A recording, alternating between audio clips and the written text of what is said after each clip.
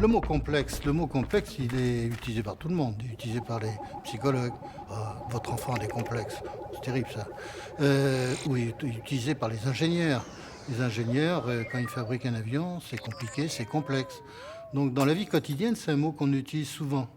Mais il faut se rendre compte que les chimistes et les biologistes l'utilisent dans un tout autre contexte. On a utilisé ce mot à la fin du 19e, début 20e siècle, qu'on a commencé à entourer les ions métalliques, en particulier les ions métalliques avec des orbitales d, avec des ligands organiques.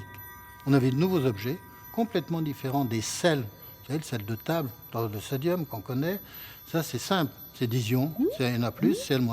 Là, c'était des entités qui parfois étaient neutres, et pourtant, le ligand s'accrochait autour du métal de transition. Et ces choses-là qui étaient fabriquées par le chimiste en tant qu'entité chimiste, il fallait leur donner un nom. C'était compliqué, on ne comprenait pas très bien comment s'accrochaient les ligands sur le métal. Et on a décidé, au XXe siècle, à partir de M. Werner, qui était un chimiste allemand, de les appeler des complexes. Et ces complexes, on les trouve partout. On les trouve sur les étagères des chimistes, on les trouve dans toute l'industrie chimique pour faire des catalyseurs, on les trouve dans les systèmes vivants. Je vous ai cité le manganèse tout à l'heure.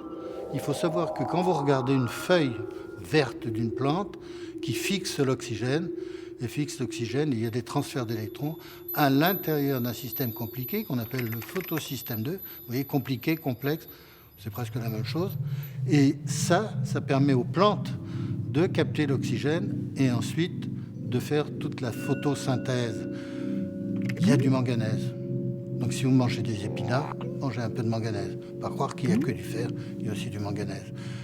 Le fer, on le trouve dans notre hémoglobine. Notre hémoglobine, c'est un système un peu compliqué, mais très efficace pour transporter l'oxygène à partir de nos poumons pour aller dans tous nos systèmes musculaires.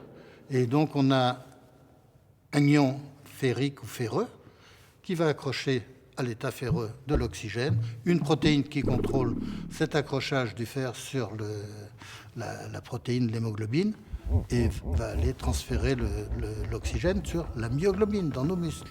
Donc vous voyez, la vie c'est à la fois compliqué, complexe, mais grâce aux travaux des chimistes et puis des biologistes, on a tout compris sur les complexes.